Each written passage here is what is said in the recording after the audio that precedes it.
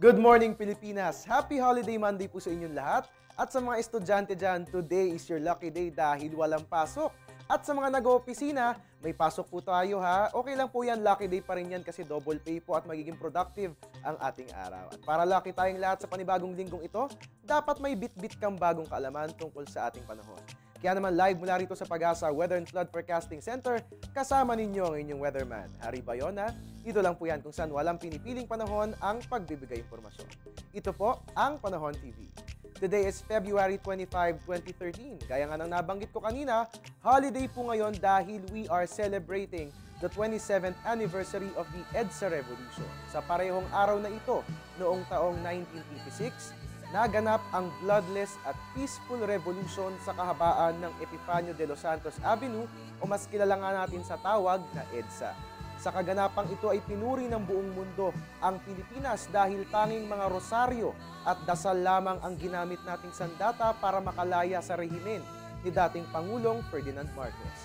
Symbolic din po ang pangyayaring ito dahil this gave us our first ever woman president, the late Corazon Aquino. Kaya ngayong araw nga mga kababayan, ipagpuni po natin ang ating kalayaan at ang lahing kayo mga.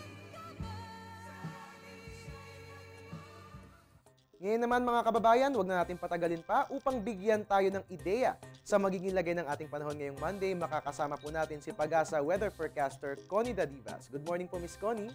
Yes, good morning din sa iyo, Harry, at sa ating mga taga-subaybay. Alright, Miss Connie, gusto ko lang pong itanong, no? Kasi kaninang madaling araw nakaranas tayo ng mga drizzles or light rains. Ano po ba ito? Normal lang po ba ito o may implikasyon ito sa ating weather? Tama po yun kasi ang umiiral ngayon sa Luzon at Eastern Visayas at tinatawag nating Northeast Monsoon. So meron tayo expected talaga ng light rains. So normal lang naman po ito. Dapat talaga nating asahan ng light rains. Alright, Miss Connie, second question ko. Nabanggit niyo po yung amihan, no? Umiiral nga po itong amihan sa Luzon, no? Tsaka sa Eastern Visayas. Ano po ba yung maaasahan natin sa weather natin dahil meron tayong ganitong weather system? Para sa Northern Luzon at sa sa Metro Manila, meron tayo expected na passing light rains and then meron namang light to moderate rain showers sa may Eastern Visayas. Alright, Miss Connie, question lang po kasi nababanggit yung easterlies di ba kasi magtatapos na yung buwan ng February. Nababanggit, di ba po pag magtatapos na yung buwan ng February, hihina na ang amihan at papasok ang easterlies. Kailan nga po ba magaganap yung transition na ito? By March po, medyo may iba ng ating wind pattern. So, expect natin na halos prevailing na ang easterlies, lalo na po sa may Southern Luzon, Visayas, Mindanao. So, by March po, maaasahan na natin ng bahagyang mainit na panahon dahil sa easterlies. Pagpasok po ba ng easterlies, matatawag na po ba natin itong summer season na officially? Hindi pa po kasi transition period pa rin. So, expect natin siguro by end of March, tsaka tayo makakaranas ng mainit na panahon or tinatawag na summer sa ibang bansa. Alright, mga kababayan ha. Narinig niyo po si Miss Connie, by end of March pa or early April po natin mararanasan yung tinatawag nga nating summer season. And alright, maraming salamat po Miss Connie Dadivas para po sa mga impormasyong yan. At ngayon mga kababayan, alam na po natin ang mga dapat nating mga malaman ngayong umaga sa weather natin. Alamin naman natin kung anong oras nga ba sisikat si Haring Araw. Ang sunrise nga po natin ay 6:14 AM at ang ating sunset ay 6:03 PM. Moonrise natin 5:35 PM, moonset natin 5:26 AM, illumination 99%. High tide po natin 11:07 AM, 36.36 meters at ang ating low tide 2:35 PM po yan, 0.25 meters. Marami pa tayong dapat malaman sa ating weather kung kaya't diyan ka lang at huwag kang maglilipat ng channel ha. Magbabalik po ang Panahon TV. Nagbabalik po ang Panahon TV. Ngayon naman mga kababayan, silipin muna natin ang magiging lagay ng temperatura sa buong bansa. Magiging mataas po ang temperatura sa Lawag, meron tayong 24 to 28 degrees Celsius at pinakamababa po sa Baguio City, 16 to 25 degrees Celsius. Moving over to Puerto Princesa, mataas din po ang ating temperature, meron tayong 25 to 31 degrees Celsius at pinakamababa po sa Tagaytay na may 20 to 29 degrees Celsius. Diyan naman po sa Visayas, pinakamataas ang temperatura sa Iloilo at Bacolod. Meron tayong 25 to 33 degrees Celsius at diyan po sa Metro Cebu, pinakamababa naman po ang temperature natin dyan sa Visayas. Meron tayong 25 to 31 degrees Celsius. Diyan po sa Mindanao, mataas ang temperatura sa Zamboanga. Meron tayong 24 to 33 degrees Celsius at pinakamababa po sa Cagayan de Oro na may 22 to 32 degrees Celsius. Ngayon naman mga kababayan, alamin din natin ang weather conditions sa selected areas sa ating bansa. Magiging mataas po ang temperatura sa Dumaguete, Negros Oriental. Meron tayong 26 to 31 degrees Celsius at pinakamababa po sa Calapan Oriental, Mindoro na may 22 to 29 degrees Celsius. Diyan po sa Dipolog, Zamboanga, mataas din ang ating temperatura. Meron tayong 25 to 31 degrees Celsius at sa Surigao del Norte, pinakamababa po ang temperatura. Meron tayong 24 to 32 degrees Celsius. At magbabalik po ang Panahon TV, so dyan lang po kayo mga kababayan. At nagbabalik po muli ang Panahon TV.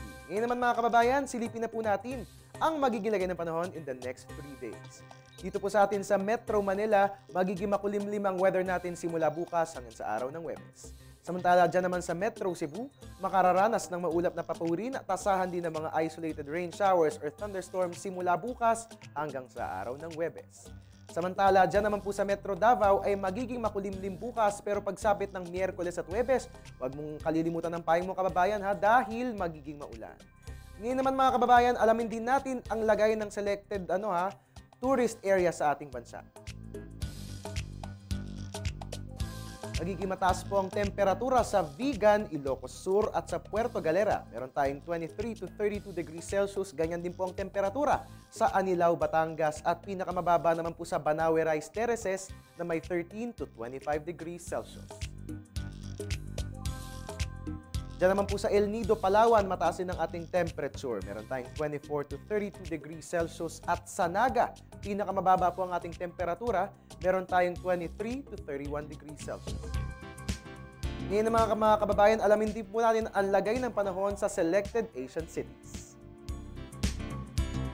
Magiging mataas po ang temperatura sa Taipei, Taiwan. Meron tayong 18 to 25 degrees Celsius at magiging malamig po ng sobra dyan yan sa Beijing, China dahil meron tayong negative 3 to 5 degrees Celsius.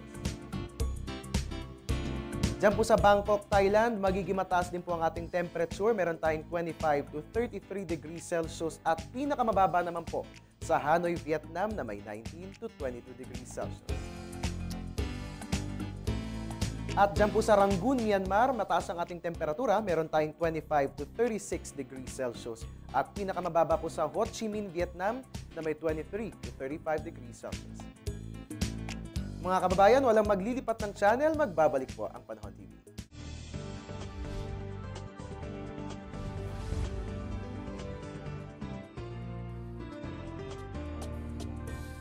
Alright mga kababayan, ngayon nga po inilabas na po ng Pag-asa ang 5 a.m. weather update. At ayon nga po rito, ito nga po, umiiral pa rin po ang northeast monsoon dito po yan sa Luzon at Visayas. Kaugnay niyan ang mararanasan pong temperatura at panahon para sa buong bansa. Ang Cagayan Valley at ang probinsya ng Aurora at Quezon ay makararanas ng cloudy skies na may light rain. Samantala dyan naman po, dito po sa atin sa Metro Manila, sa natitirang bahagi ng Luzon at dyan po sa may Eastern Visayas, makararanas naman po tayo ng partly cloudy skies na may brief light rain. Samantala, ang natitirang bahagi naman ng ating bansa, makararanas po ng partly cloudy with isolated rain showers or thunderstorms. Ngayon naman po mga kababayan, alamin na rin natin ang ating extremes of temperature. Ang atin pong minimum temperature ay 22.5 degrees Celsius. Mamaya po yan 6 a.m. At ang ating maximum naman ay 32.1 degrees Celsius, 1:50 p.m. po yan. Para naman sa ating relative humidity, minimum po natin 53%, 1:50 p.m. At ang ating maximum naman ay 95%, 5 a.m. po yan. At ngayon naman mga kababayan, alamin natin ang mga tips para makaiwas sa sunog bilang next month nga po ay Fire Prevention Month na po. Panoorin po natin ang laging handa.